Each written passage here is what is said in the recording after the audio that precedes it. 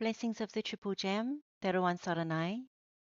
Very warm wishes to everyone who is joining. And I know there's probably not that many people right now because this is quite an impromptu session. And I hope that this new year is starting off well for all of you. This is more of a informal, impromptu session. I actually do want to go through a sutta that we've done before. But I thought I would start with some reflections on last year and also on this year as well as we begin the new year. So let's begin by paying homage to the Triple Gem, homage to the Buddha, homage to the Dhamma, and homage to the Noble Sangha.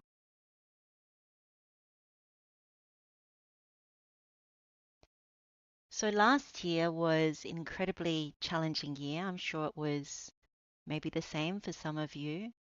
And this year is also looking like something that's a little bit challenging as well. So towards the end of last year, I wasn't posting and coming on live very much. Part of that was because I was attending to other things and in many ways giving up the the time and all those sorts of good things towards other people's practice and other people's teaching engagements and things like that. Also to attend to my own uh, different needs and health issues and things like that. Nothing serious, but sometimes it's really good to take some time out. And also during that time, I took some time to do my own self practice, to develop a little more and to look at different aspects of my own practice where there's a little bit more that needs to be seen, a little bit more kaya viveka, so physical solitude or seclusion, and then also the chitta viveka, so really looking at one's own mind and peeling away more layers to actually see certain things that haven't been seen before. In terms of lessons learned from last year, what I noticed was we get into a bit of a situation where we just keep going and following a particular routine, even in Dhamma. And it's really good to break that pattern, break that habit, and to really change things up.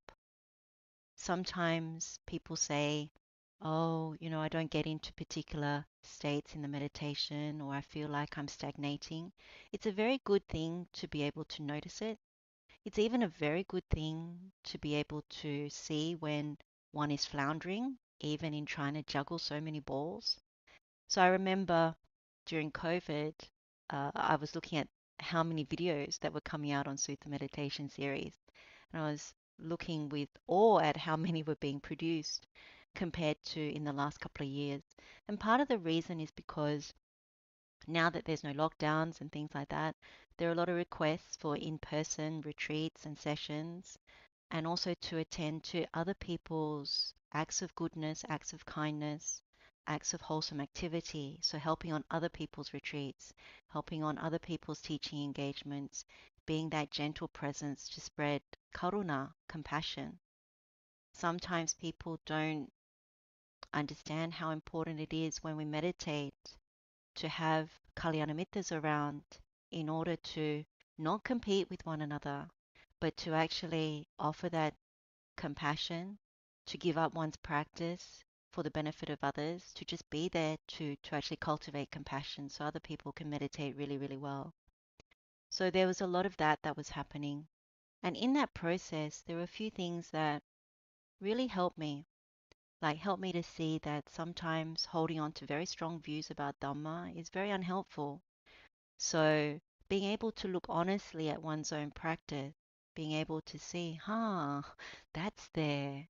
So it's a bit like we practice Vatupama Sutta, similarly of the cloth. And what happens is we get so used to doing the meditation. And I was reflecting last year, oh, I've got things to look at here that are very, very unhelpful. And so when you take time out from the activity, and in my case, the activity was a lot of production. And of course, that's wholesome activity, but sometimes it also means that I don't get to look so closely at what needs to be uncovered on my end. So holding on to strong Dhamma views is one thing that constantly needs to be worked on. Also, understanding other people's situations, not from a personal perspective, but from a wider bucket in terms of metta, karuna, mudita, upekkha, like being able to really step into someone else's shoes, but then to also make sure that one is looking at it with right view. And so that was something else that I was deeply looking at last year. And the other thing is to really challenge myself in many, many ways to see how do I manifest in terms of the things that I share in Dhamma. Like how good is my metta practice? How good is my karuna practice? How good is my mudita practice? How good is my upekkha practice if I get shaken by different situations, different events? And that one was really interesting last year.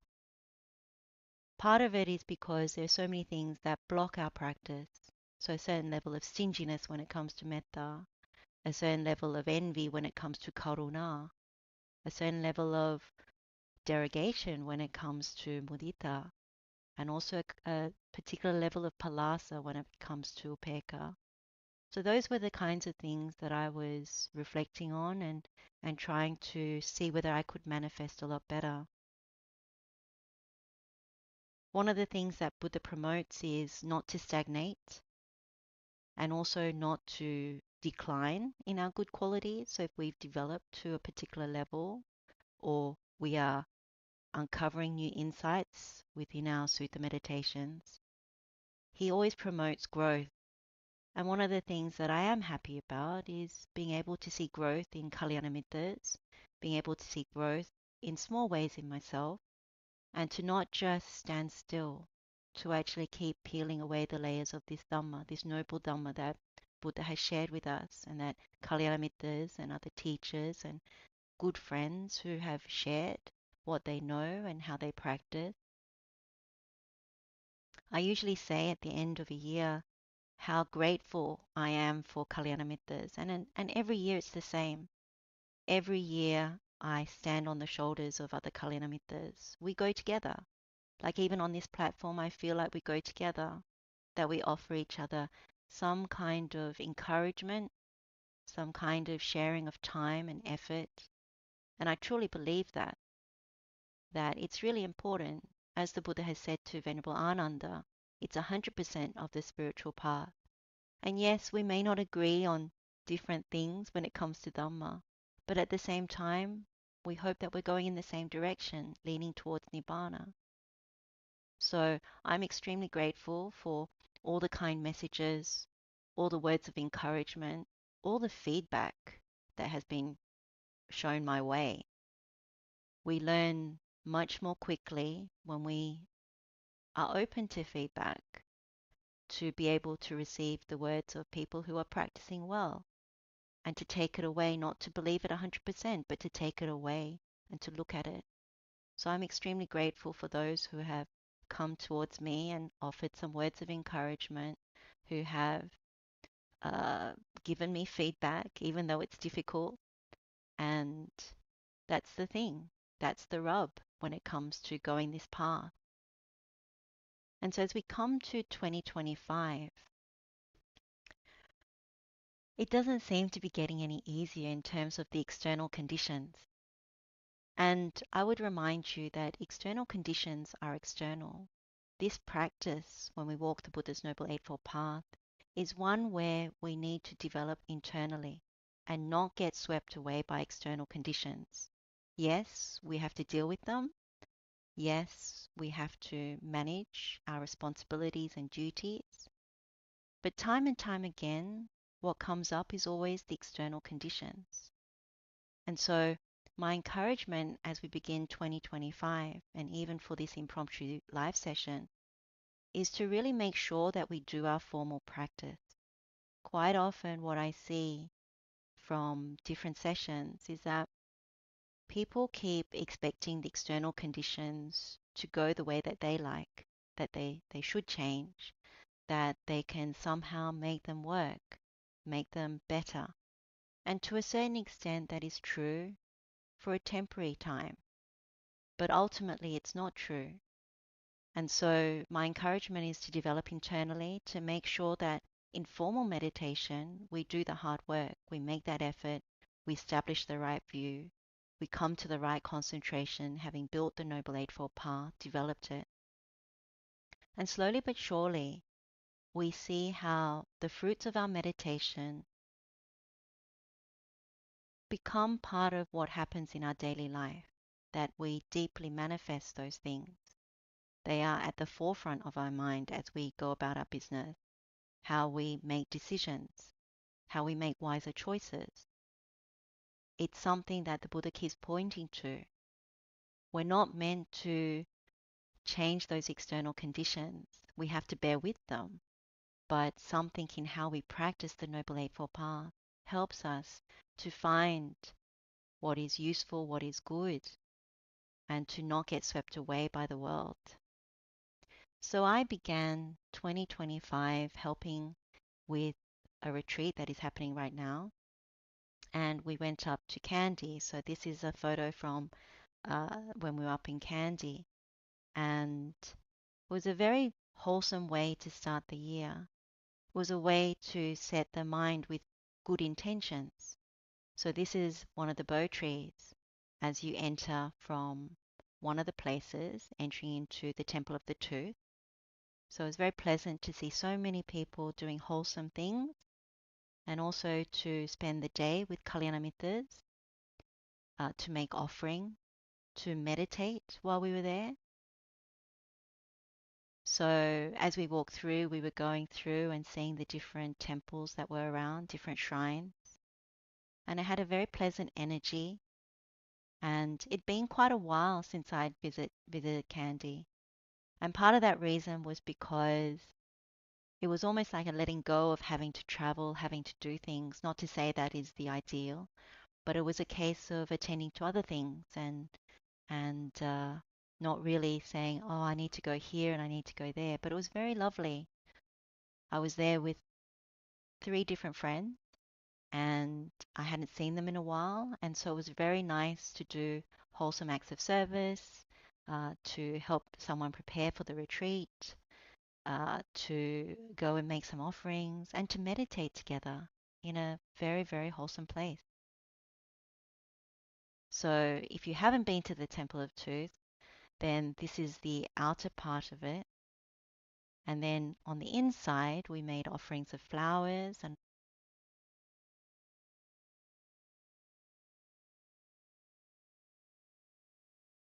of course, there are lots and lots of different offerings of flowers. And around this place, you can also meditate. So it's extremely wonderful to be there. And another bo tree. So it's very, very nice.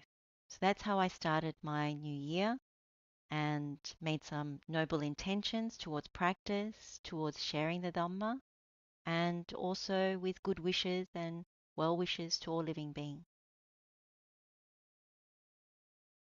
So I thought that we would look at Samadhi-bhavana Sutta. So this is a sutta that we keep coming back to when it comes to this noble path. So when we look at even the wisdom pathway, when it comes to the wisdom pathway, we always talk about the arising and passing away phenomena. And what's really important is most of the time when we practice, it's very good to look at the big picture. So the big picture of Buddha says, for countless lifetimes we've been transmigrating due to ignorance and craving. And so it's really good to look at it from that perspective. So when it comes to the arising and passing away, it's really good to start with the Four Noble Truths. So this is the foundation of the Buddha's teachings. So when we talk about the foundation of the Buddha's teachings, he talks about the first noble truth of suffering, that there is suffering. He talks about the second noble truth of suffering, which is the noble truth of the origin of suffering. So there is craving. And then he talks about the third noble truth of suffering, which is the cessation of suffering, that there can be the cessation of suffering. And then the fourth noble truth is the way leading to the cessation of suffering. so the Noble Eightfold Path.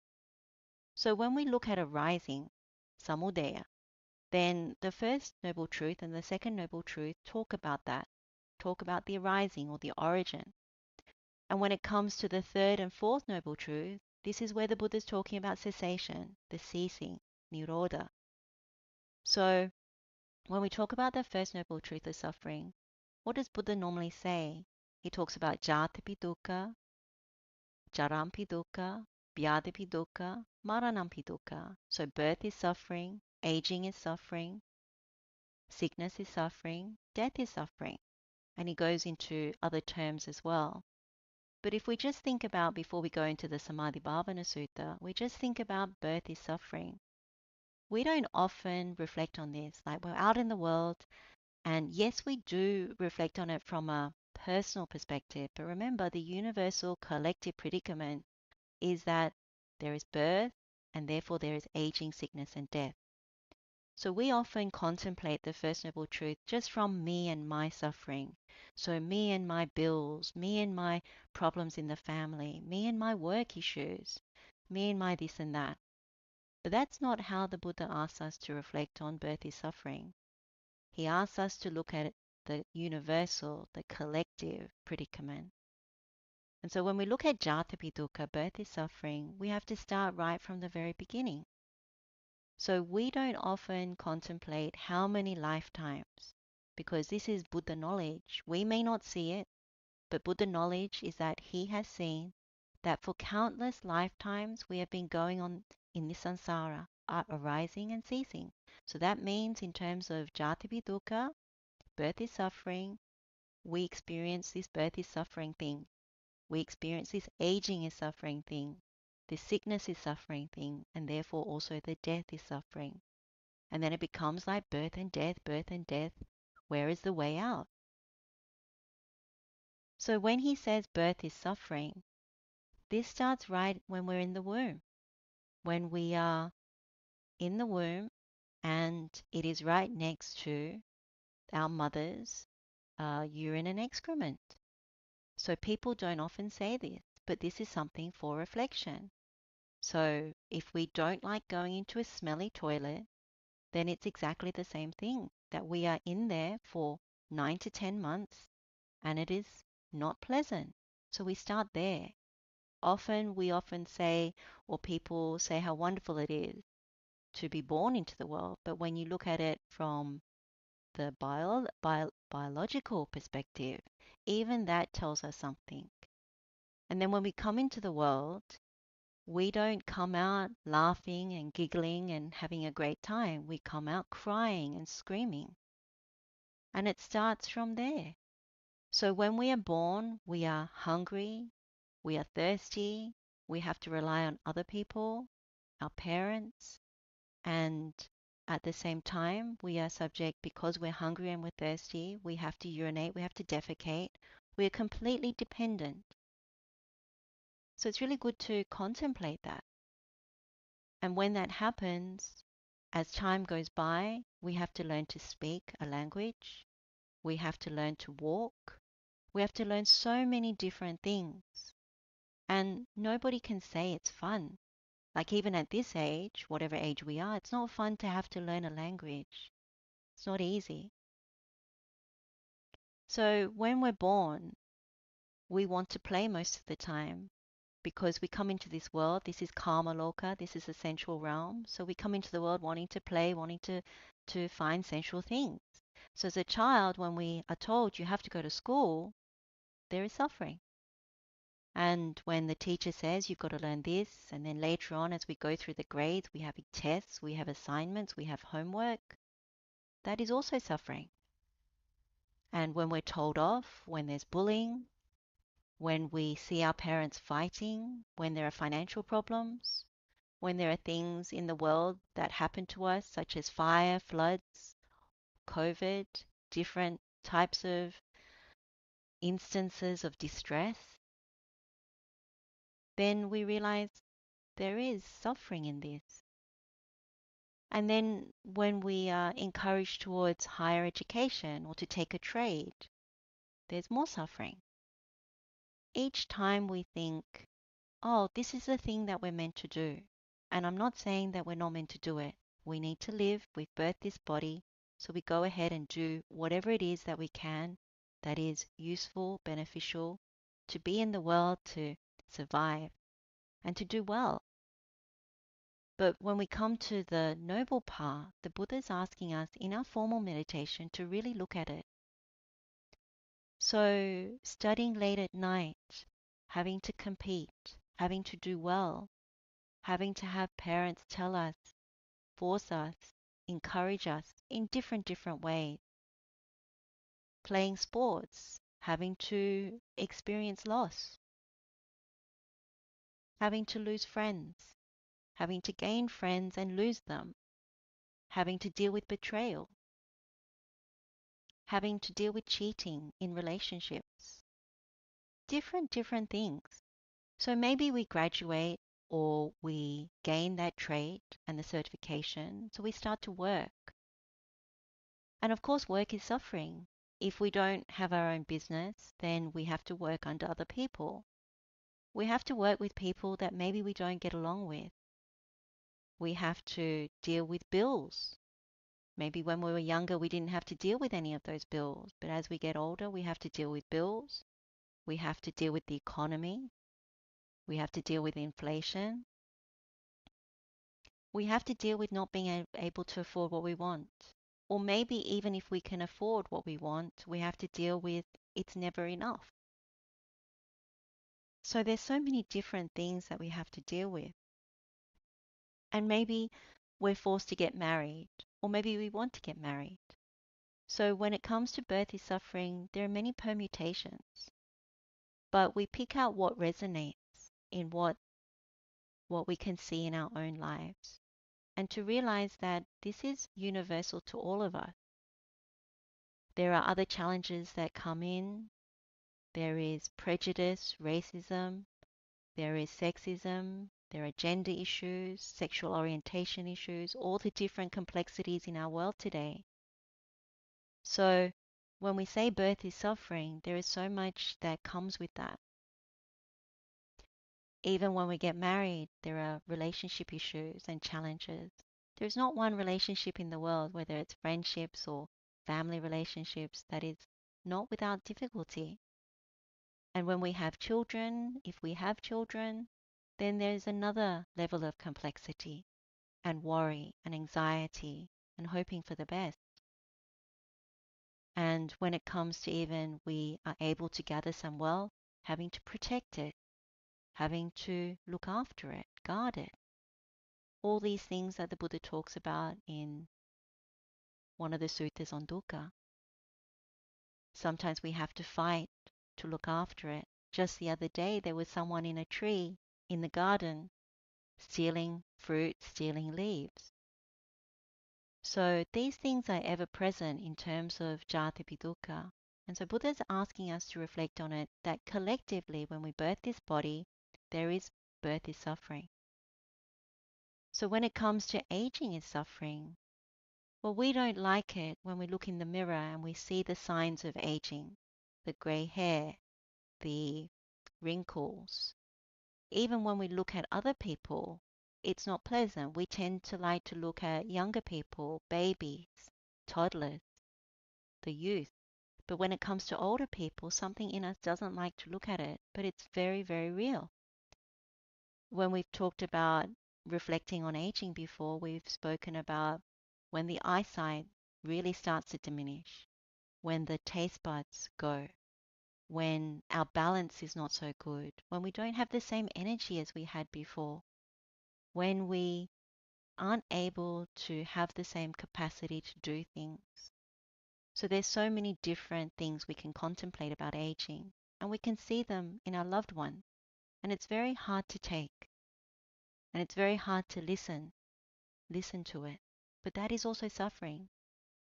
And then when it comes to sickness is suffering, all of us know, whether it's a little cold, to something like COVID, to something like cancer, to not having energy, all these different things, we think, oh, if we eat this diet, if we do certain exercises, But the problem is when it comes to sickness, there's nothing that we can really do that can completely eradicate illnesses.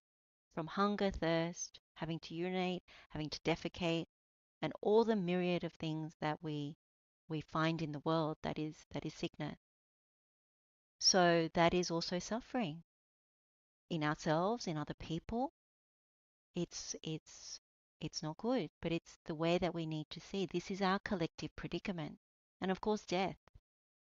Death is something that the world doesn't want us to focus on, but it happens. It happens because of fire, it happens because of flood, it happens because of murderous activity.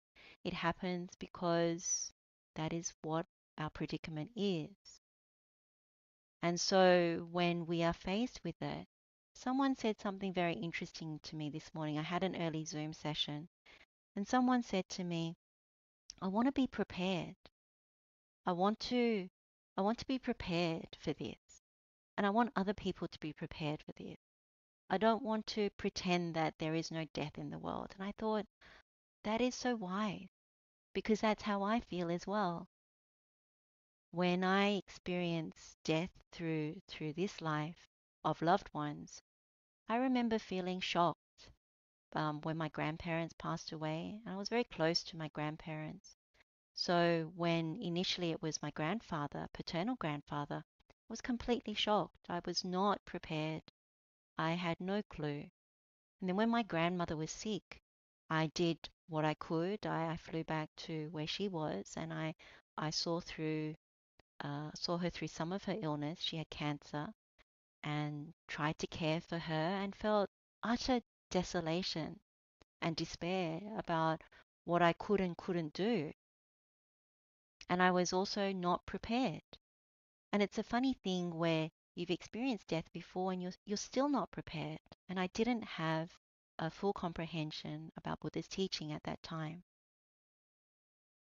And so when you do prepare yourself, and this is later on, when you do prepare yourself, you have this understanding about the arising of suffering.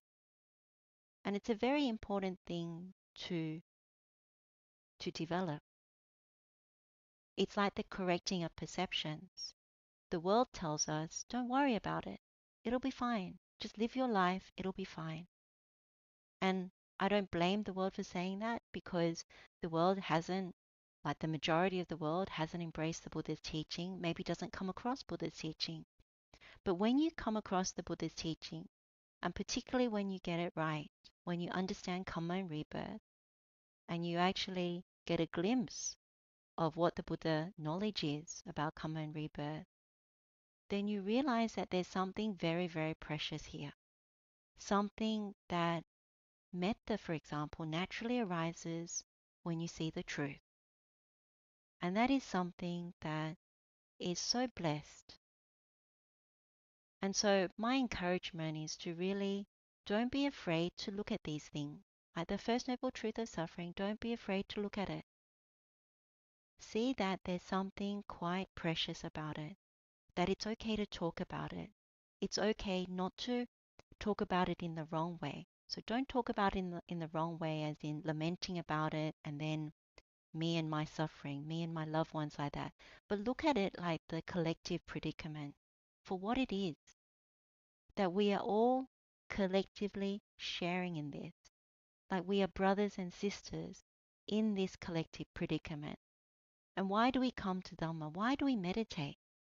Is because we want to find the way out. So in that we are shared. We are brothers and sisters in wanting to find out the way out of this. And so when we come to the second noble truth of suffering, where the Buddha talks about craving, he very much talks about craving in the sense of craving for sensuality, craving for existence, and craving for non-existence. Now, when we develop our meditation, the craving for sensuality is very obvious, like it's the very gross stuff. When we crave for existence, it becomes more subtle. And when we crave for non-existence, it becomes even more subtle. So these are the things that we've been looking at through this channel in order to see through. And so when we say subtle, it means the subtleties of higher mental states, mental absorptions, where we're abiding in feeling, perception, volitional formations, as opposed to just gross form. So sensuality is always about the material things, the things that we can grasp onto with the eye, ear, nose, tongue, body, and therefore the mind. But when we get to craving for existence and non-existence, it's around pleasurable feeling, around our misperceptions. It's around what we construct in our mind where we think we can abide even in our meditations. So this is what we want to see through. And so when we look at the Dhamma in this way, what opens up is the ability to then look at the cessation path and look at the Noble Eightfold Path as the way out of suffering. So people often think, I meditate, I want to concentrate the mind, I want to have a calm mind. When we ask the question, why do we meditate? In the Buddha's dispensation, we are meditating for the way out of suffering. Yes, calming the mind, concentrating the mind is included in that. But ultimately, why do we make so much effort? Why do we put ourselves through retreat? Why do we go and make offerings? Why do we listen to so many Dhamma talks and try and find the truth? It's because there is suffering, there is craving as the origin of that suffering. That's what we're trying to understand. And we want the way out because we want cessation. Whether we know it or not, we want cessation. We want something that's more stable than the coming and going from lifetime and lifetime of this kind of suffering. And so when we meditate, yes, the fruit or the byproduct of that meditation is concentration, is happiness. But the real answer, if we have understood the Buddha's teaching, is the Noble Eightfold Path, that we want this way out. We want to find out. So on that note, let's look at the Samadhi-bhavana Sutta. Thus have I heard at Savatthi. There the Blessed One said this, Bhikkhus, develop concentration. A bhikkhu who is concentrated understands things as they really are. And what does he understand as it really is? The arising, samudaya, and the passing away, athangama, of form, rupa, and the arising and passing away of feeling, vedana, the arising and passing away of perception, sanya, the arising and passing away of volitional formations, sankhara, the arising and passing away of consciousness, vijnana. And what, bhikkhus, is the arising of form? What is the arising of feeling? What is the arising of perception?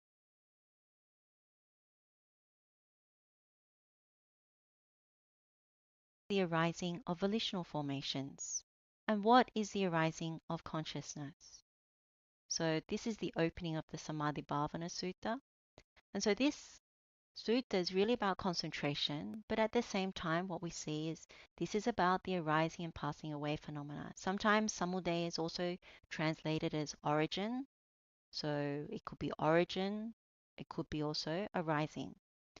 And what this really points to by the time we get to the end of the sutta is about anicca sanya, about this impermanence, unlastingness, ephemeral. So one of the very huge characteristics that the Buddha talks about.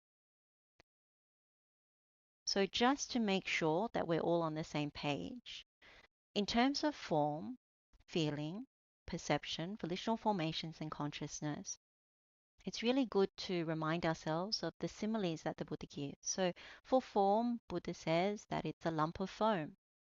For feeling, Buddha talks about it as the water bubble. In terms of perception, the Buddha uses the mirage or oasis. And in terms of volitional formations, the Buddha talks about the trunk of a banana tree. And in terms of consciousness, the Buddha talks about the magic trick. So this is from the Penna Pendupama Sutta. So when we look at this, when we look at these similes, the Buddha keeps reminding us, and the words that the Buddha uses is it's void or hollow, also empty, worthless, in terms of all these five aggregates. And the Buddha also says there's no substance to it, there's no essence. So this is something that when we meditate, when we do our sutta meditations, we peel away our understanding. Because when we first come to it, we don't think that there's no substance to, say, for example, our volitional formations. Like whatever we construct in our mind, we think they're very substantial. We believe them wholeheartedly, even in terms of our perceptions. Whether we perceive something as me and mine, or we perceive something as very pleasurable, the food that we eat, the job that we're holding down and very successful, or the families that we're born into, whatever perceptions we have about those things, we don't think they're empty or worthless. We think they're very worthwhile, like as part of our construction. And so, even when it comes to form feeling, we don't think they're void or hollow. Like sensual pleasures, when it comes to our experience of having that latest gadget or that hug from our mother or father, someone that we care very deeply about, we don't think it's void or hollow. But when we do this meditation, this Samadhi-bhavana Sutta, we start to see and develop some space around how we view things. So when we're in the world, we're highly conditioned by what's around us, by what the world is telling us, by even what we've done in previous lifetimes. It's that strong. So we misapprehend all the time. That's why when Buddha talks about kaya viveka, chitta viveka as our formal practice, he's really encouraging us to take the time out from the world to think other than what the world thinks. So not being on the Noble Eightfold Path means that we're going with what the world is conditioned by, and it's heavily conditioned by greed, hatred, and delusion. Most of us can see that.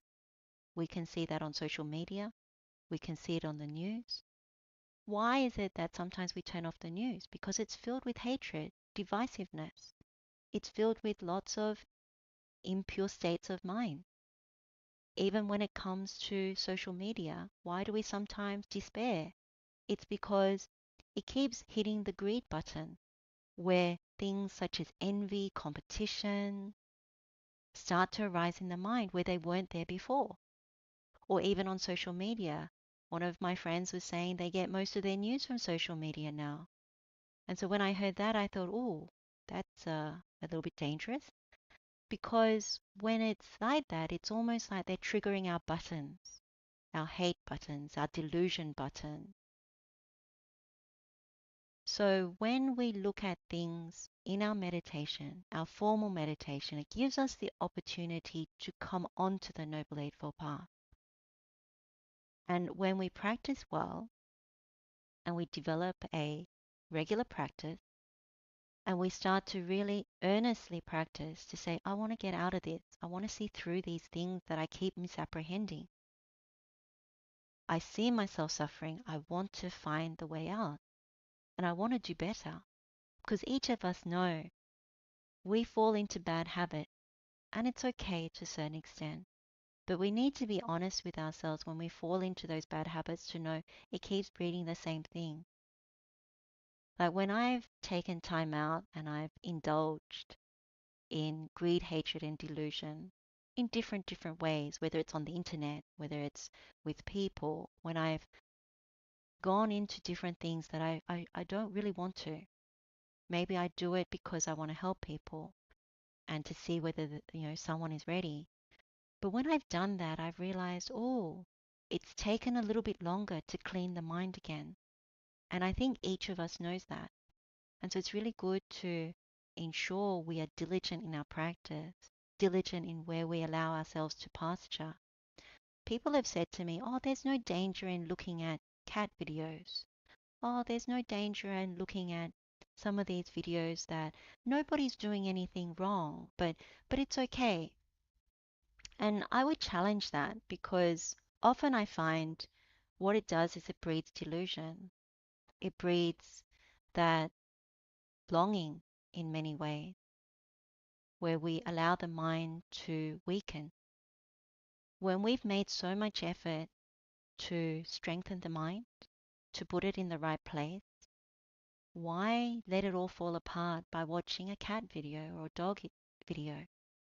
So those are personal choices. I'm not saying that you can't, but I'm just saying that these choices are very important. So when we say Santindriyo cha nipakocha, so you remember that from Karaniya Metta Sutta, often we don't see the danger. Buddha's saying there's danger. There's real danger. What it is that we might get that little bit of gratification. And I'm referring to the avijja anusaya here.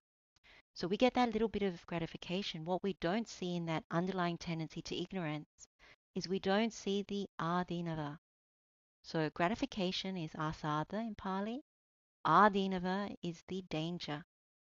So the danger is we go and look at the cat videos and then automatically we want to look at another one and another one.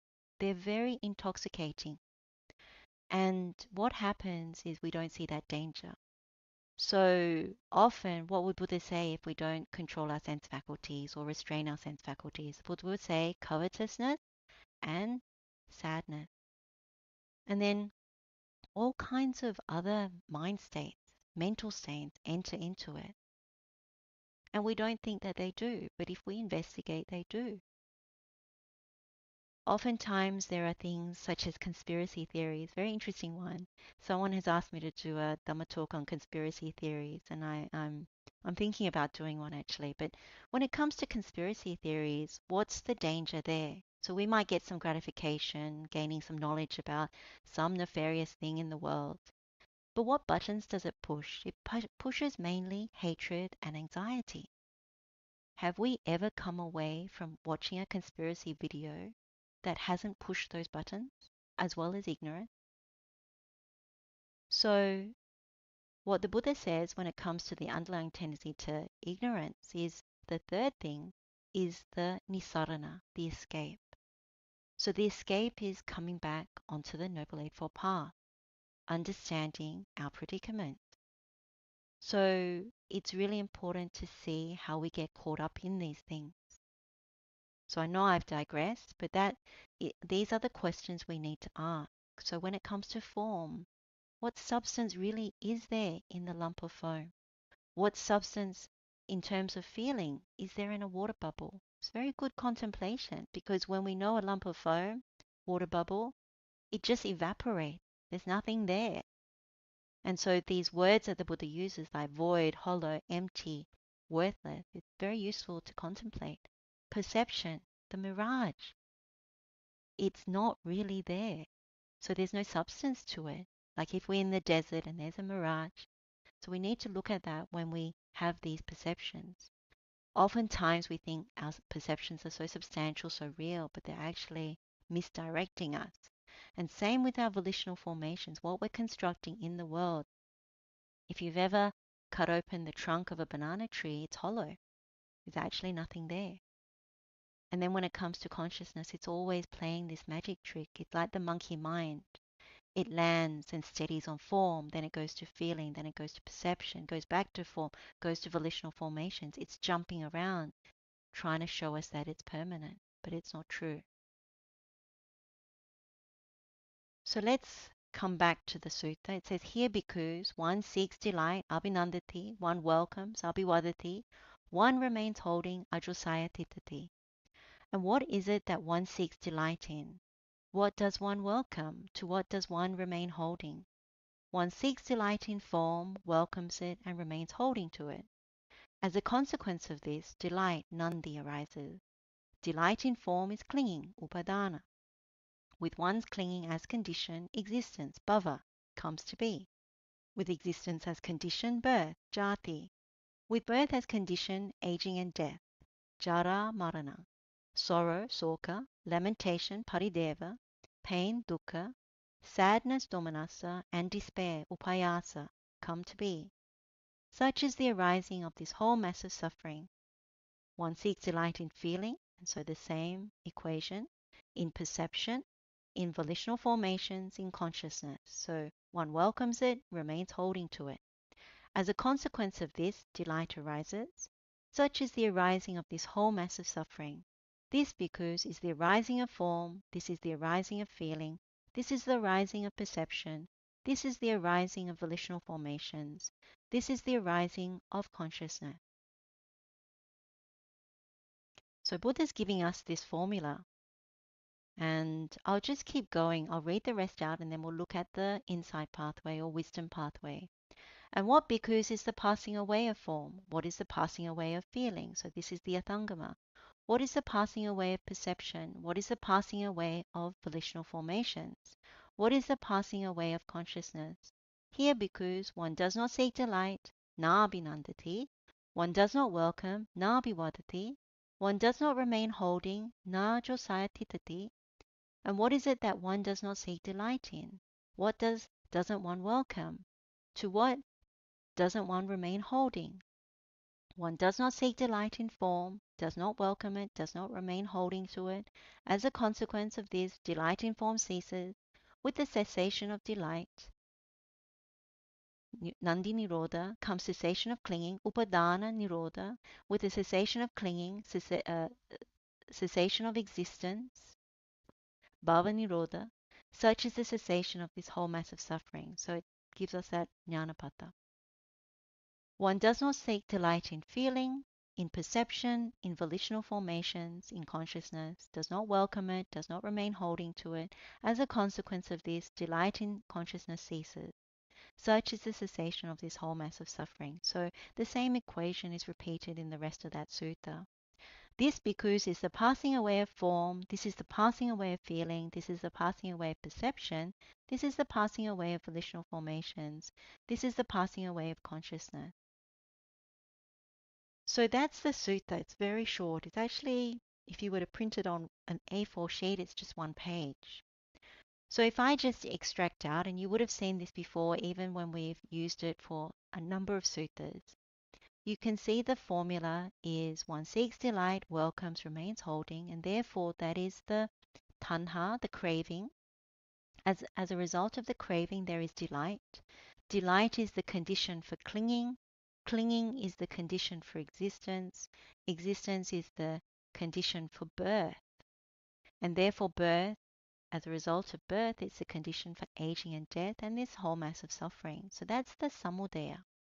And we usually take examples of form and then feeling, perception, volitional formations, and consciousness. And we have said before, when you begin this meditation, it's good to concentrate on form first.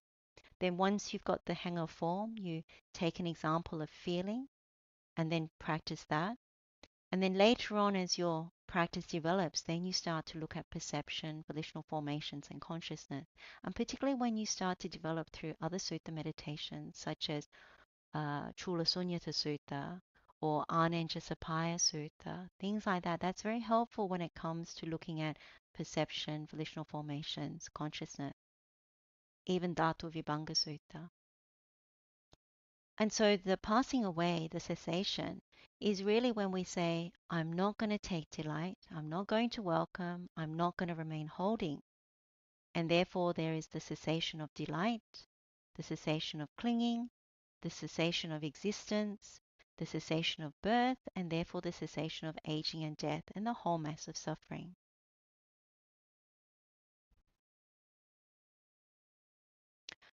So what's really important here is that it's not a small thing to take an example.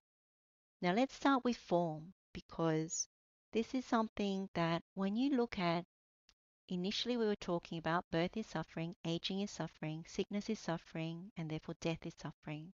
What we're looking at there is impermanence.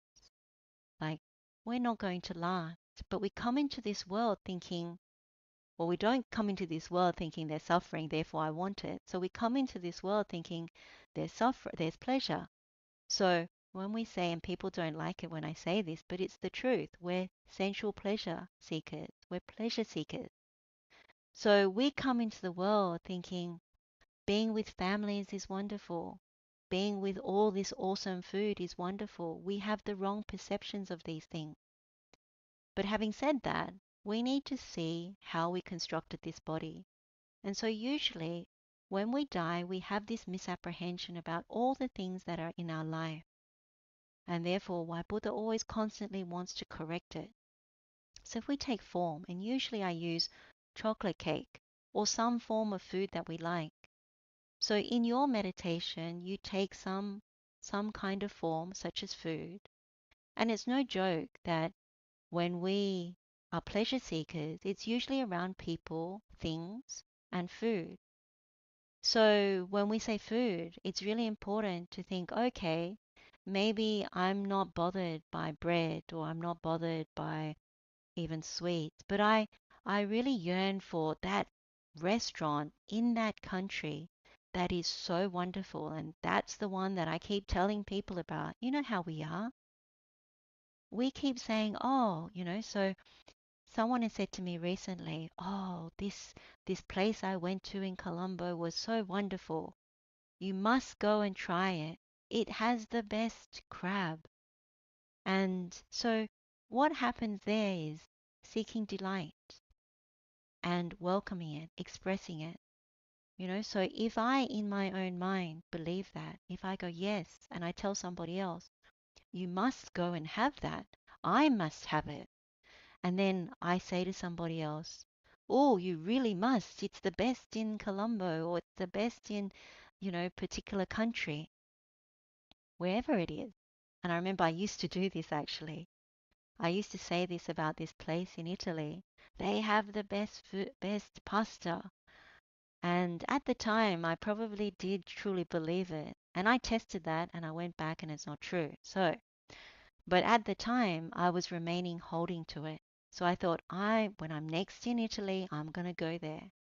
So the example that you take for yourself when it comes to food has to be something like that, where it's something that you would actually say to someone, oh, that one's the best. You've got to try it. You've got to have it.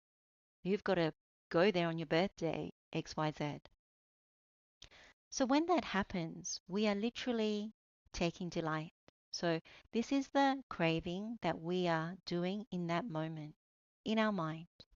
And so there is delight. It is beyond even the feeling that we experience when we eat it. It's more than that. Nandi is more than that. We're lifting the feeling, but in our mind, it's more than that. And we're misapprehending. And I remember thinking about that place in Italy.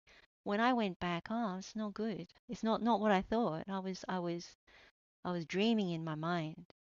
And we know now it's because of aging of taste buds, aging of that place, aging of tongue consciousness. So it's said that way. So if there's delight, then there's clinging. So we are bonded to that idea. So when I had that idea about that pasta in Italy, I was deeply bonded for a year or two about that. And what was I doing when it comes to existence? I was putting money into this virtual box. So we have air miles. When we fly, this is birth miles. We are saying, oh,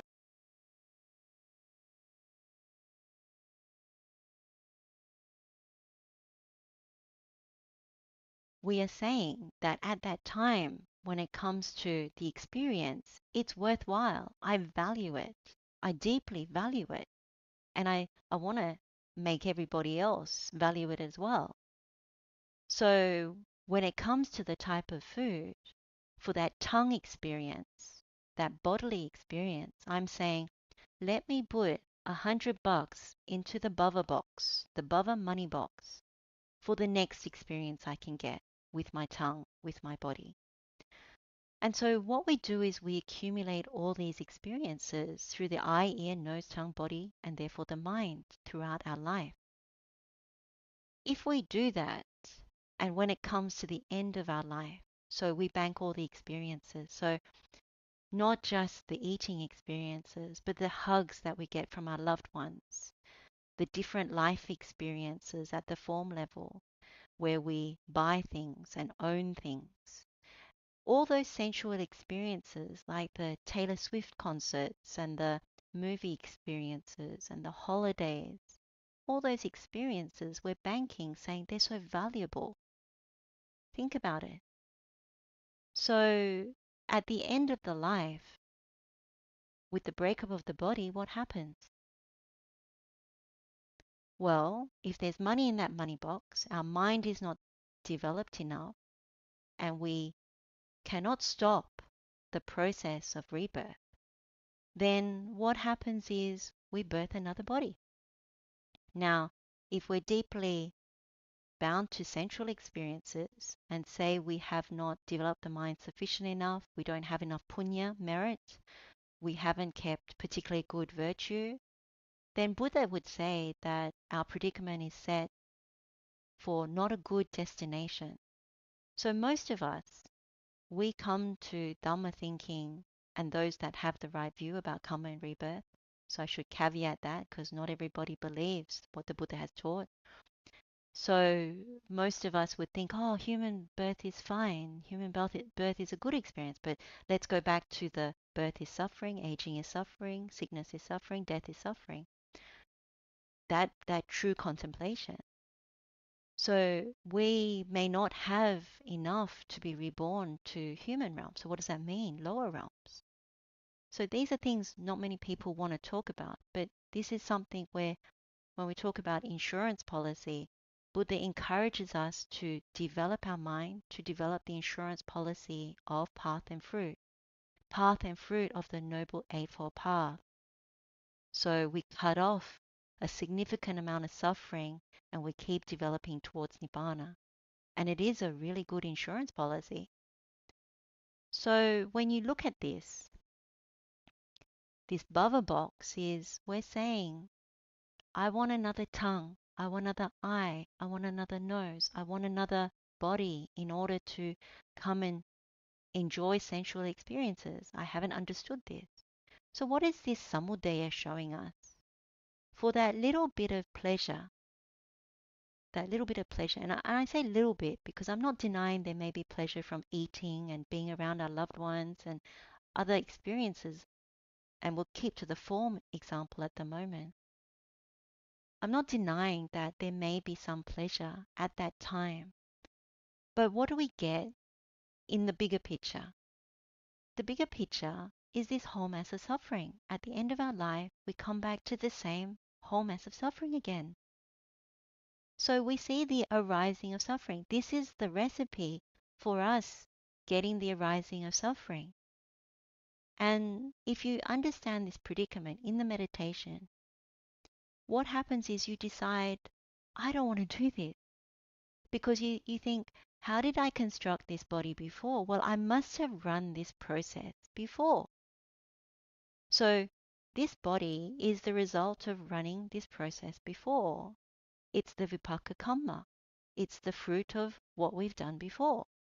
So when you meditate, you start to realize, when I misapprehended food, when I misapprehended loved ones and material things, I ran this process thinking I'm going to get more pleasure. And at the end of the lifetime, I thought, oh, it'll be great again. And here we are again. Now, let's not forget, food, people, material objects, what are they? They are the same things that are subject to aging, sickness, and death. The insight is that we keep chasing, we have this ignoble search for everything that is subject to these horrible things, aging, sickness, and death, those things that are bound to suffering. And so we keep replicating this process over and over again. Now, moment to moment falls within this. So those that practice moment to moment impermanent, yes, it's also within this. But the bigger picture is the more powerful one. Because unless you see it, you keep thinking that the gratification of sensual things which are based on form is safe. It's fine. It's okay to indulge. It's okay to, at a mental state, indulge. So no way am I saying don't eat good food if you can afford it. Don't shy away from good experiences if you can afford it and are entitled to it. That's your good punya. That's your good merit. And I don't take away from that. I'm happy for you, for all of us that have that ability, who have done good deeds, kept good virtue in the past, and have wealth and good situation in this lifetime. But internally, mentally, that's what's really important as a point of development. as a point of where we get to by the end of this life. We are not just looking at one lifetime of having a good situation. Like when we don't have things, it's very easy to lament. And when we do have good things, it's good to indulge in the gratification. But in both cases, it's good to see the danger when we mentally have not understood what the Buddha is showing us. It applies collectively to all of us, rich or poor, whatever the situation in between. So when we meditate, it's very good to make sure that we understand this tanha. That's what the Buddha is heavily emphasizing, the lower half of paticca samuppada, because it's easier to see. And it's no joke. So when it comes to even our loved ones, if we were to take an example about loved ones, most of the time what I hear now is people's despair, desperation, not knowing what to do about parents because parents are aging, parents are getting sick. And so we're deeply connected to parents. And not everybody is like that. So I understand that some people are not that close to parents. So there are other loved ones. It could be partners. It could be children. It could be a best friend. But whatever the case may be, if you put a person into this, it's the same thing. We seek delight, we welcome and express, we remain holding. And so if I take the example of parents, if we're deeply attached to our parents, and I'm not saying dishonor our parents, and I'm not saying don't look after our parents and do the right thing by them, but they are also subject to aging, sickness, and death, and we see that. And so that's where the despair comes from.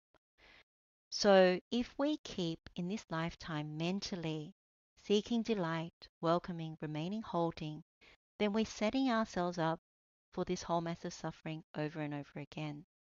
It's important in our meditation to see how this is a danger point. If there is delight, then there's clinging. If there's clinging, then we're putting money into the money box to say, I want it again. I want to be born with this family again. I want to be born with such and such a person again. I want to come back for that hug, for these exuberant experiences, like sensual experiences. But there's a great risk in that. Like even I remember Nakula Mata, Nakula Pitta, they asked the Buddha, how are we going to be reborn together? And Buddha gave them the instruction that you have to have the same sila, the same generosity, the same kind of practices and the same kind of view as well. But when you realize how difficult that is, it's quite difficult to actually achieve that. So in the case of Nakula Mata and Nakula Pitta, they had certain path and fruit, and so it was easier for them to develop the mind. That's not the case with all of us. And so it's very important to put some effort into this because we often assume in our practice. I come across a lot of people that have good practice, but at the same time, there are a lot of assumptions around the practice. When I practice, and this is something that I do quite a lot, I often ask myself a lot of questions to try and see whether I'm still holding on to things, whether I'm still blocked, obstructed, because I believe that I am. That's a more humble place to come from. To actually see there's more to see through. There's more where I'm still gratifying in something out of ignorance. And they may be more subtle, particularly in some of the meditation. And so, but even with sensual pleasures, I still challenge myself because it's not a small thing to give up. And it's not a good thing to be complacent or to think I've overcome this, it's all over, it's fine. When we say it's all fine, it's not the truth because if it is all fine, then we would be like an arahant. So, and an arahant who has cut the taint. Now, the reason why I bring up parents or a loved one is when you see that, we often, knowingly and unknowingly, we cling because people and food is often what we think we turn to when conditions are difficult. If we're honest with ourselves, that's who we turn to, the people that we live with. the food when times are difficult. Let me go and use that. So I'm not saying you can't, but when you can admit that, then you say, maybe I run this pathway. Maybe I actually think that existence is worthwhile. I'm valuing that. And so it's not a small thing. It's out of conceit that we think, I'm over it. I'm detached. I'm fine. But I would encourage to challenge that view and really look at this, because people often meditate and think, I'm not getting to these mind states that help to uplift the mind and I see through certain things. And it's because we haven't picked the right example, we haven't fully connected with the Dhamma, and we haven't seen through the Jnanapata, this insight pathway. Because when you see it, there's a real aha moment. And what I've been encouraging people on a more one-to-one basis and smaller groups is that when we meditate, we have a very strong intention to see it through and to see through these conditions, because it's no small thing to make effort. If we kind of take these meditation steps very lightly, we may not get the result. I remember when I was helping my mother with the Samadhi-bhavana Sutta, and she didn't really know, she wasn't Buddhist or anything. She isn't Buddhist or anything like that. And I basically said to her, I want you to meditate on this meditation object. And she was very Suvacha at that time. She actually did it. And I said, this is how you do the meditation. I said, and it was a person. And I said, really look at it, how you seek delight, welcome, remain holding, and be honest with that, and see that most of the life is built on this particular person.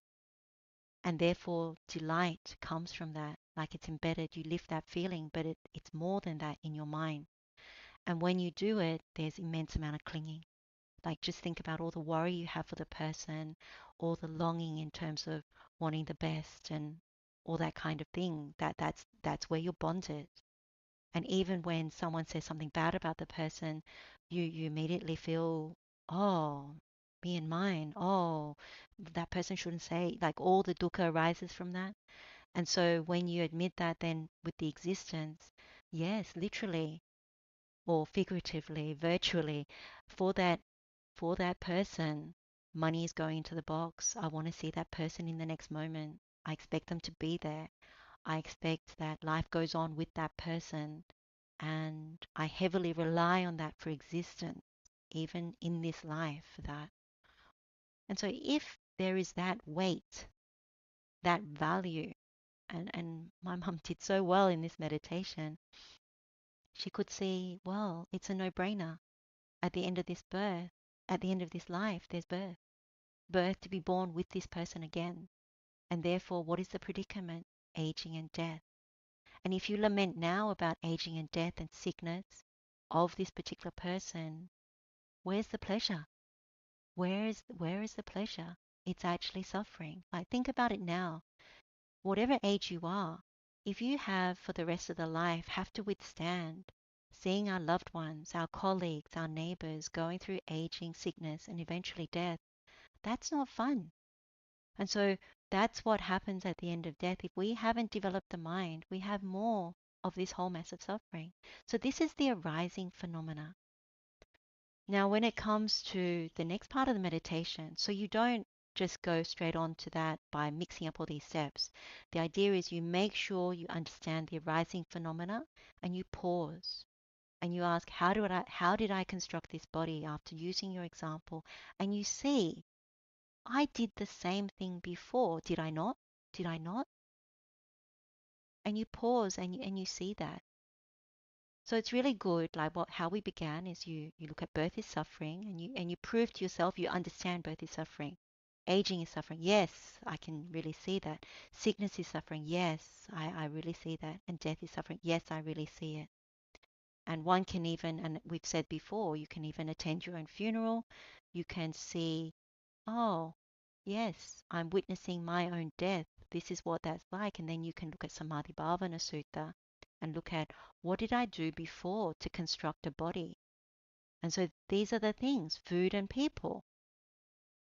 So when you see that and you pause and then you say, okay, I see that, I don't want to do that again, just in the meditation.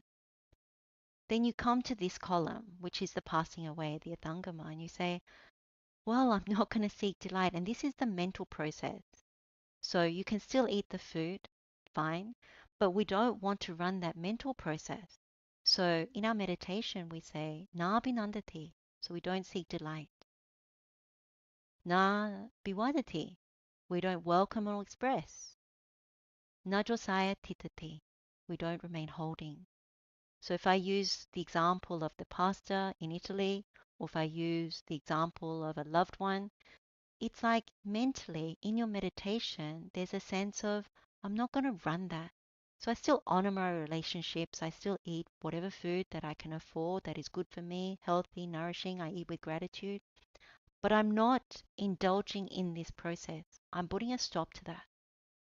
Because if I don't, then I keep running this column all the time. So I'm putting my foot down in the meditation saying, I'm not going to do it. So you take whatever example you used in the samudaya, the arising, you run it through the second column, the passing away, and say, I'm not doing that. And so what happens? There's no delight. If there's no delight, there's no condition for clinging. So I'm not bonded to that meditation object, the food, the person. If I don't do that, then there's the cessation of putting money into the virtual money box to have that experience again. Therefore, at the end of my life, the bigger picture, there's no birth. If there's no birth, then there's no aging and death, and there's no the whole mass of suffering.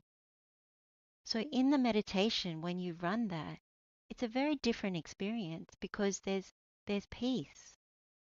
There's something that says relief. I've stopped running this very fast process of greed, hatred, and delusion. There's something that says, I'm on the Noble Eightfold Path. I've got the right view. And I give up all of what I've been valuing in samsara, at least for this meditation. So it's very important. So I strongly encourage to try this meditation fresh. So if you've done this meditation before, great. Take it fresh on this first poya of the year. Take it fresh. Be honest to it. Each of us has had experiences during the festive season that may have sparked samudaya, the arising of this suffering. Because the other thing that this proves to us is that it doesn't last. We have this one life and it doesn't last. Moment to moment, it doesn't even last. We take the food and that experience does not last. That's what the Buddha is showing us in the smaller sense, moment to moment, experience to experience, but the bigger picture, one life to another life, it does not last. So what we see here is the arising of suffering, the passing away of suffering, and this is what we need to give up.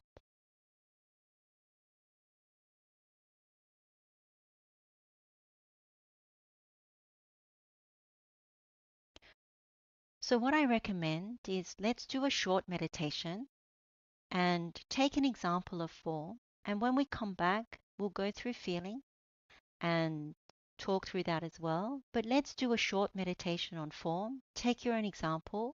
Please take an example of a loved one, maybe even oneself. There is times where I've actually taken the example of myself, and that's been extremely useful because we're very attached to this body. And the way we prove it is how much time we spend cleaning it, feeding it, looking after it, caring for it when it's sick, trying to prevent other people from harming this body, and doing everything to overcome aging. So, whatever example it is, take an example of food, take an example of a person that is a loved one that we're very attached to, take an example of oneself, and then run through that insight pathway. So we've been through it a few times. Run through that insight pathway and see how did I construct this body. And before you start that insight pathway, just make sure that you've understood birth is suffering, aging is suffering, death is suffering. And if you feel like it, go to one's own funeral and actually see. And then think about, how did I construct this body? And then run through this Samadhi-bhavana Sutta. So first go through the arising phenomena and how we create this whole mess of suffering. And then go through the passing away phenomena where we realize, I don't want to do this again, particularly in this meditation. Okay, let's do a meditation and we'll come out. I'll pull us out after maybe 10 to 15 minutes, maybe a bit longer. Let's see how we go. And then we'll come back and looking at feeling. Okay. Theruwan saranai, blessings of the Triple Gem.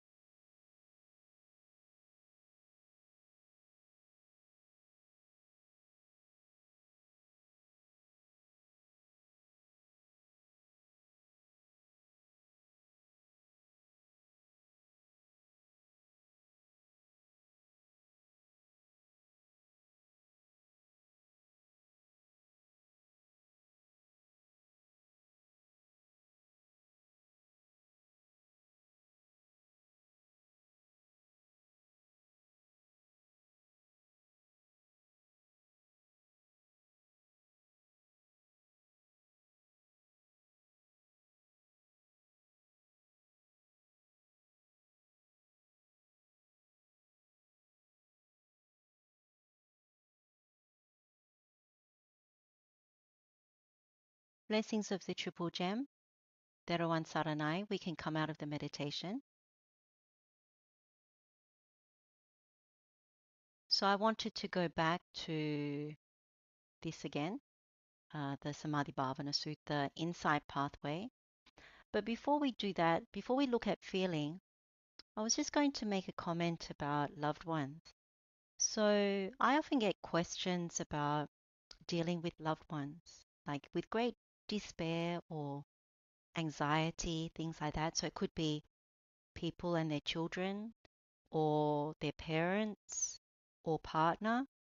And it could be due to aging, it could be due to sickness, like some sort of terminal illness or long standing illness, or even something to do with mental health or something in the life not going right. And often people kind of talk to me about it thinking that they need to fix it. And that's very normal. Most of the time, when we encounter day to day problems or life challenges, our immediate thing is how can we fix it?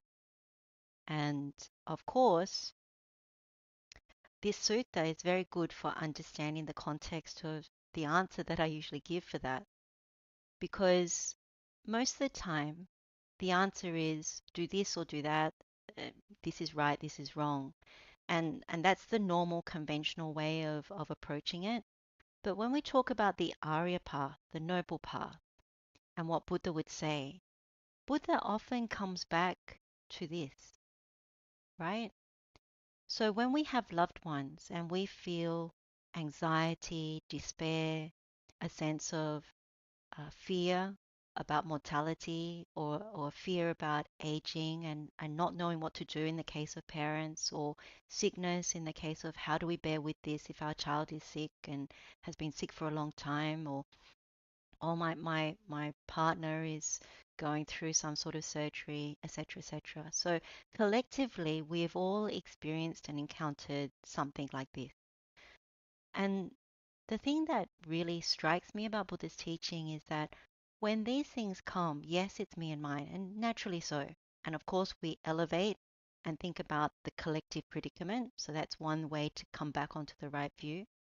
But the other part of that, when you look at the Samadhi-bhavana Sutta, is it's really important to remember that our parents are the owners of their karma, just as we are the owners of our karma. And just like our children are the owners of their karma, and our other loved ones are the owners of our karma. Now, what does that mean?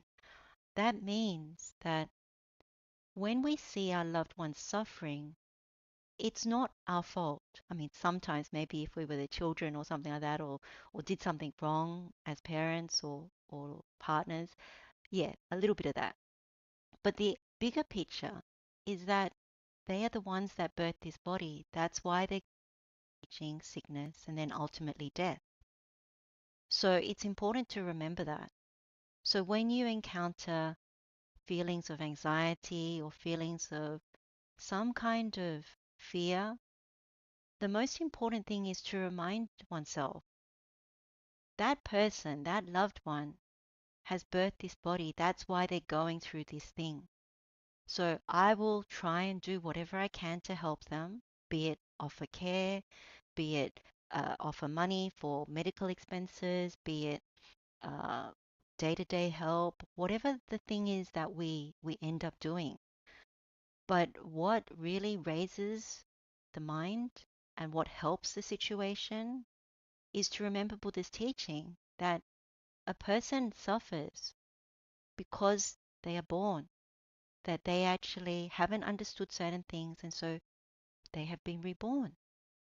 So when we are dealing with situations, we need to remember that, because then it gives some space around needing to simply fix it and find the ultimate solution, because there is no ultimate solution. Our predicament is set this way.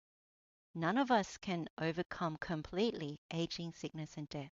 And I know there are certain things that people do to uh, prolong life and try and not get sick, health, exercise, diet, etc., etc., other pills, whatever. But ultimately, we all know we cannot overcome aging, sickness, and death. And so there's something that is a huge relief in that.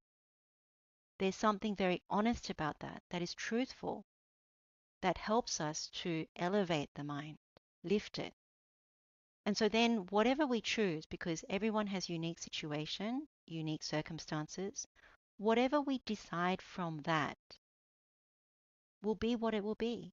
So we make the best decisions for care, for what we spend our money on to help the person based on that. But we don't run around like a headless chook thinking, yes, we're going to solve everything, or even the mind sinks and we become useless to the person that needs our help. So remember that. That's really important because this is what Buddha is actually saying. So the loved one has done the complete thing of this insight pathway. They've taken delight, welcomed, remain holding, and therefore there is delight. So they've clung to, in this instance, probably some kind of form. And therefore they put money into that virtual money box saying, let me have this again for that little bit of pleasure. And so they've birthed. So what happens when we witness our loved ones? They're going through the aging, sickness, and death and the whole mass of suffering. So we play our part in doing what we can because we love them. But at the same time, that's also their karma. Likewise, it's our karma. So I find that very helpful. Like when I'm dealing with family members who are sick, loved ones who are going through difficulty, and even Dhamma friends going through difficulty, that it's important to remember that. Otherwise, we slip into fix it mode and we run around. We might even move countries in order to try and solve the problem, but it doesn't because it's only a temporary fix that we can do in this lifetime. And not to take away any goodness of people's good deeds in helping our loved ones, but at the same time, the facts are the facts. So I thought I'd just share that because that's been coming up a lot, and I actually find it quite liberating to remember the truth of our situation, each and every one of us. Now, when it comes to feeling, when we meditate on that, this is simply when we keep going towards where we think we can get pleasure. So this really proves our pleasure-seeking tendencies. So when you think about it, it's like when we get the promotion, the feeling of pleasure because I've made it. We're climbing that career ladder and we've made it. Or it may be the pleasure that we get from going to a concert or having a holiday or some other thing that we are valuing as part of this existence. And so you run the same program. We seek delight, we welcome, we remain holding. So, say for example, what we see in the world is often not 100% the truth. So, even ourselves, I admit to doing this too when I didn't understand this. Say a holiday, been to many, many different countries. And so we take pleasure in that, but we take more pleasure in telling people about it. So we seek delight. We think, traveling is the bee's knees. Traveling is the way to go. Like I've heard people say that in monasteries, and it's actually not the right message or signaling. But when we seek delight, we usually tell people, we say, this place I went to was fantastic. I saw this thing that was so unique. I had this most unique experience. And underlying to that is you should experience that too. And then we remain holding because the next time round we would say, so 2025, what are my travel plans? Let me book it all in. And so we are experiencing this delight. We value something based on that previous experience, 2024 travels, and there is this delight that is even more in our mind than the feeling that we even experience because we forget. Why I say lies is because we forget at the end of the travel, let alone during the travel. During the travel, there's dukkha, but we don't remember that. We don't remember when something broke in the hotel room or uh, something happened. Someone told us off on our holiday, or something didn't go to plan, or we had a argument with someone that we're traveling with, or we lost something, or something got stolen. But even if none of those things happen, when we come to the end of the holiday, we suffer. We think, when's the next one? That's why we hold on to this delight. Because of the craving, there's delight. So with this delight, in our mind, we usually make more of it. And so we're clinging. So clinging means, okay, for 2025, I've got lots and lots of things planned because that's what's going to make me happy. So please don't misapprehend. I'm not saying don't travel. Please travel if you can afford it, if that's something that you need in order to withstand life's challenges and everything. But go ahead. I'm not judging for that. But the mental side of it, if we keep holding on to that for pleasure, thinking this is how I cobble my life together to withstand aging, sickness, and death, or birth, aging, sickness, and death, when you think about what all birth entails, then there's something in you that knows that you need to do this meditation, that it's not all 100% going to be pleasurable. So the danger is that we put money in the money box for all these different events, because it's feeling based on form. It's feeling of all these moments that we cobble together to think that we can get through this life with abundant pleasure. And it's not the case. And so when we put money into the money box for all these different experiences, even the wholesome ones, although the wholesome ones are not as dangerous, but if we are leaning and we have an intention towards Nibbana, even those ones need to be given up. So if we have money in the money box, then there is birth. If we haven't developed our mind skillfully enough to see that it leads to dukkha, then we keep believing, oh, I can come back for this pleasure. This pleasure is worth it, but this pleasure is bonded to suffering. So there's so many different examples. Like the person that heavily believes in the job, so when we talk about what we have a determination for, in the world, we're told to determine our skill. And so we are bonded to our jobs. And so a lot of people, because we've been conditioned this way, we think that, yes, if I make it, whether it's I own my business, I have a good business, or if I make it up the career ladder, if I am like other role models in the world that seem to be successful and happy and all those things, then what we do is we replicate that. We follow what convention tells us, believing it wholeheartedly that it's going to be like that, even wholeheartedly around getting married, having a family, or whatever permutation conventionally that is now. And and so we approach it with seeking delight, expressing it, and remaining holding. This often plays out when we're around our groups of friends, when we're around our community, when we get together and gather. Often this is where it comes out. We show the world, yes, I delight in my job, I delight in my family, what my children are doing, all these different things. We express it, we tell people all those stories because it's valuable. We think it's really valuable. And to a certain extent it is, but it's this lifetime. And then we remain holding. But what happens in that process is a lot of defilement, competition, envy, misapprehension. And so the delight arises from that.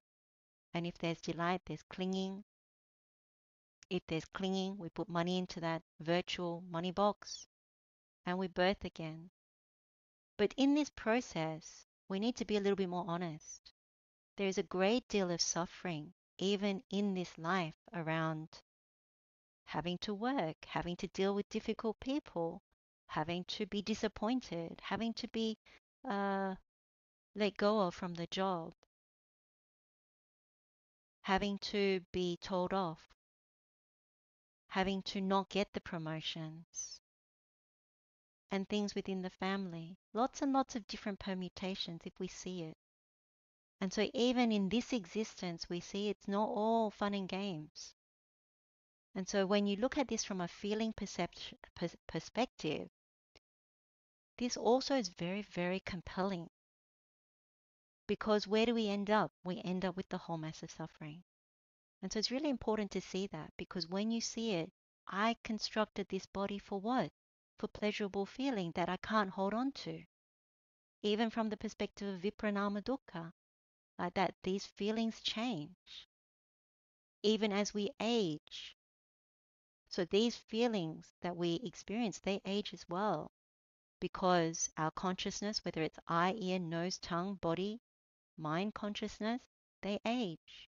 The objects, sight, sounds, smells, taste, touch, the mental phenomena, they age as well. And our sense bases age. So it's a recipe for disaster if we really understand aging. So at the feeling level, it's a recipe for disaster. So Buddha is very, very accurate when he teaches us this. We need to see it in our meditation. So when you meditate, take an example and actually see for that pleasurable feeling, whole mass of suffering. See it even from the situation, but see it in the bigger picture. And so when you see it, again, you decide, well, I'm not going to seek delight. I'm not going to welcome. I'm not going to remain holding. Therefore, there's the cessation of all these things. And so this is the passing away of suffering. So I find that really looking at this is very important because this really points to what we value in the world and really to see through what we value because we are far away from Nibbana when we keep allowing ourselves to value things, these experiences. And it's not that we dishonor the experiences in this lifetime, we go through them. But in our meditation, it's very important not to get caught up. We increase delusion when we keep allowing these things to stand. And what I found is when we start curbing, even at the expressing part, so when it comes to not welcoming, not expressing, so nabiwadati, this can be very helpful because when you stop expressing, one, you become a better role model in the world. But two, what happens is you start to see what's in the mind, like the texture of the mind, how the mind leads us astray. Once we start saying it out, that's the next phase. And our actions belie that, of course. But when we stop expressing and valuing, then also we create less problems for other people, less jealousy, less competition, less all those things. When I see someone gravitating strongly to sensual pleasures over and over again, what happens is I see weakness in the practice.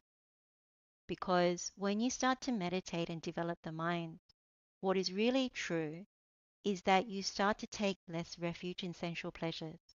It's the blessing of the practice. If we still indulge in sensual pleasures and the feelings we get from sensual pleasures, then our practice is still weak because we're still turning to something to indulge in. Now, when we turn to something in our meditation, like say mental absorptions or other higher mind states, yes, we're still indulging, but it's safer until we see through those things. But when we're still at the very gross level, then these are things that need to be overcome. And they're not overcome so easily just by saying, oh, we're going to overcome it and we force ourselves. It's by understanding the Dhamma correctly. So that's the encouragement for 2025. To see the Dhamma correctly, to give yourself time away from duties and responsibilities, to take really good examples for yourself. Keep trying until you get the one that really resonates, connects with this Dhamma, and to see through it. And to be really happy when the meditation is good. Because good meditation is relative to what we put in. It's relative to how well we connect with the Dhamma. And so that's the encouragement for 2025, is to come out of sensual pleasures. So slowly, gradually, that's how I did it. I didn't go cold turkey. I started to understand more and more what the Buddha was saying through these kinds of suttas, through the Vatupama Sutta, through Karaniya Metta Sutta, through Anenja Sapaya Sutta, through most of the suttas that we've looked at on Sutta Meditation Series. And you're not alone. It's like it takes time. Different people have different faculties. And I find it really endearing for even people with less sharp faculties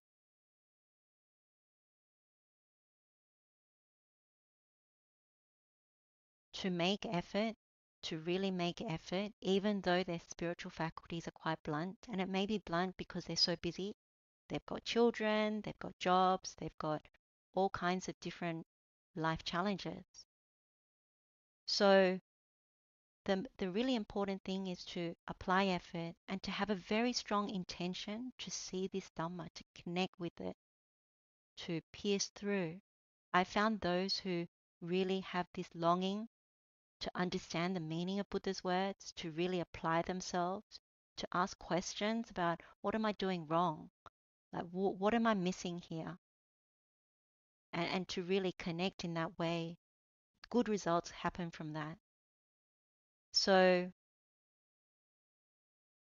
when you look at this, there's so many blessings in Buddha's teaching. Like, I can't help but every time I speak about Buddha's teachings, it makes me so happy.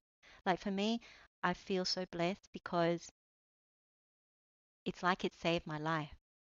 And it has this way of bringing happiness and joy. And sometimes we forget the happiness, joy in our practice. One person said to me recently, it's so remarkable that you can contemplate like suffering and have a happy mind.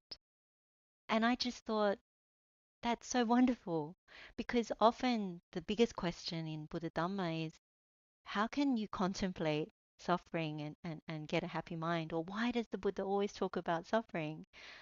And it's so truthful. Like, I felt so happy for this Dhamma friend because I could see that it is connected.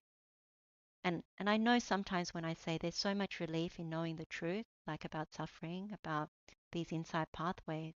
But for me, it's very true. And I know for some people who haven't quite connected yet, that it feels like, what are you saying? I mean, I spent many years at the beginning of my practice not understanding anything at all. So my thing would be to say, keep going. Don't worry if you don't understand yet. Just keep going, keep trying, make effort. There are kalyana mittas, there's friends who are willing to help. And so at this juncture, I would say what I've been doing recently is helping people on a more one-to-one or even smaller group basis. That's what I've been doing rather than completely turning away during this time that I've been taking less time online doing Sutta meditation series. Is that if you feel compelled and you have a lot of questions and you would like some one-on-one time, please reach out, email me. If you know me personally and you have my number, then reach out. If you don't know me but you would like to have a session where we go through one particular sutta meditation, I'm happy to do so. And I do mean sutta meditations because that is my area of expertise. This is how I have developed. If it's something else that's been taught somewhere else about a different kind of meditation, unfortunately, it's probably not my area of expertise. So you would need to ask those people, those teachers, those friends. But if it comes to sutta meditations and you really want to break through in your meditation, please reach out. So you can reach out by email, you can reach out through uh, other means if you know me personally. I extend that for 2025. And what I would say is let's do another meditation on feeling. Take an example. I know sometimes on these live streams, people don't really feel like meditating. But let me just say, it's important to meditate. That's where the breakthroughs happen. That's where we cut off certain amounts of suffering.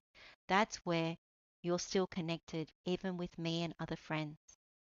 And during this time, I usually spread a lot of compassion, a lot of karuna, because what my wish for everyone who connects during this time live, even if it's a small number of people, even if there's no one online right now, my intention is that you attain path and fruit, that you reduce suffering in this lifetime, that you reduce suffering in more lifetimes, that you get closer to Nibbana, that you attain Nibbana if that is your wish.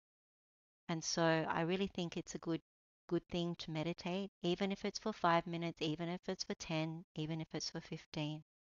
So let's do a meditation now. Let's look at feeling. So bring your own example. And again, you think about, just remind yourself about birth is suffering, aging is suffering, sickness is suffering, death is suffering. The reason why we do it is because we have the bigger predicament in our mind. And then when we understand that bigger predicament, just pulling a few things into our mind about understanding how that is, then what we do is we say, how do we construct this body? And then when we take feeling as our meditation object, then we know it could be the feeling we experience with our family, it could be the feeling from our job or business, it could be the feeling that we derive from sensual things. Whatever it is that we take in this life, we run it through this recipe and we see we end up with suffering. If we die at that moment, what happens? If we misapprehend, another rebirth, but it could be worse. And so when we realize that, we realize, I want to cut this off. Like at the meditation level, I want to cut this off. Then we run this side. No, I won't take delight. I won't welcome. I won't remain holding. And so I cut off the rest of this paticca samuppada, this dependent origination, and there's no more suffering. So in the meditation, that can be a very strong thing. The experience of cessation can be very, very strong, very blissful, closer to nibbana. So let's do that meditation now. Theruwan, saranai, blessings of the Triple Gem.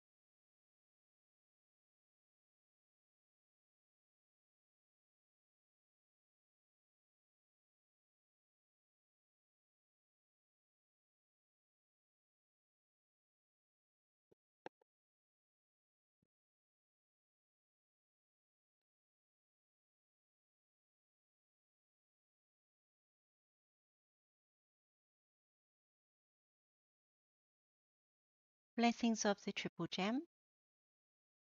Theruwan saranai. We can come out of the meditation. So we've probably come to the end of our session. I won't go through the other perception, volitional formations, and consciousness since it's been quite long so far. But it's been really lovely being online again and to actually spend some time contemplating Buddha's words and also meditating together. Such a rare thing. Last poya, I was in a little village supporting another retreat and putting down the sharing Dhamma hat and instead just cultivating a lot of good wishes and compassion and doing a little self practice as well. I noticed that when we be a good role model in the world. So on that particular day we were at a temple, and at times I would do walking meditation, different times I would do sitting meditation. So I think I did about 4 hours walking meditation and maybe 2 hours sitting meditation on that particular day. But what was really quite wonderful was when you are that kind of example and you're just doing your practice, you're cultivating wholesome things, it rubs off on people around. So in this little village, there were different children that came for the poya day, and their parents were attending the retreat and day of observance, uposatha, and at times the kids would come out. And so when I was doing walking meditation, the really beautiful thing was I started to see them doing walking meditation. And so that's without even saying anything or telling anything, just simply by seeing the peacefulness and the kindness and just the gentleness of doing walking meditation. So that's how we can be in the world. We can be a good example for others. And the other thing as well that I learned from that particular experience was being able to give up, the things that we don't even know that we hold on to. Sometimes when you share Dhamma, it's about holding on to the seed, being the one to share it, being the one to have people ask questions, all the things that we learned in the Anangana Sutta. It's being able to give those things up, like literally, not even just in our meditation, but being able to literally give them up when it's called upon and supporting somebody else who's doing good work. I find that really inspirational in the sense of wanting to do more of that and wanting to cultivate something that sheds some of the conceit. Like one of the higher fetters is conceit of I am.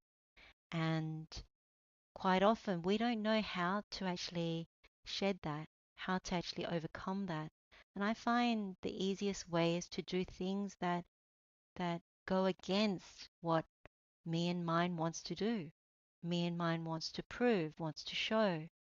And so I find that's one way that I found last year that I want to put into more practice this year, to be of service in a different way, not taking the higher seat, not leading, not doing things if they're not called upon, but supporting those Kalyana Mittas who do have the invitation, do have the seat, who are doing great work, who need support, who want you to help with the tea, who want you to help with the acts of service and just being part of it. And so those are the little blessings that I find that just make practice easier. Sometimes when we practice, what happens is we go through episodes where I'm right, you're wrong, and we get into altercations even with our good friend, and we forget the humanity of it. Like how do we manifest with each other? Last year I noticed there were a lot of really bad behavior in certain groups. And I was like, what is this about? That was not me judging. That was me going, what can I learn from this? Have I done any bad behavior? Can I do better? And I was thinking, one of the intentions for 2025 is to be more gracious, to be more human around this Dhamma. Sometimes we can stand on our Dhamma soapbox, hold on to it so tightly, and then we forget that Buddha said the Dhamma is only the raft. Liberation is not holding on to the raft. So I thought I'd just share that with you. So we've come to the end of our session. Let's do our usual wholesome thing, which is to pay gratitude. So gratitude to the Buddha for these amazing teachings, for being the shining light. Gratitude to the Dhamma and to the noble Sangha. Gratitude to all the noble ones who help us with this noble Dhamma. Gratitude to all the teachers that all of us have, past and present. And if you want to dedicate merit to any departed relatives who may be in need of punya, we can dedicate the merit from this session. We've been contemplating the perception of impermanence, or even just simply impermanence, which is one of the most fruitful, meritorious things to do. So we can dedicate the merit to our departed relative. And we can share the merit with all sentient beings. May all beings be happy and well. May all beings find this way out of suffering at some point. And blessings and good wishes for the new year. May your spiritual faculties continue to sharpen. May everyone find more supportive conditions for practice. And may the path unfold with more ease, well-being, and the support of very good friends. Much gratitude for being on this journey with me, and wish you all well. Theruwan saranai.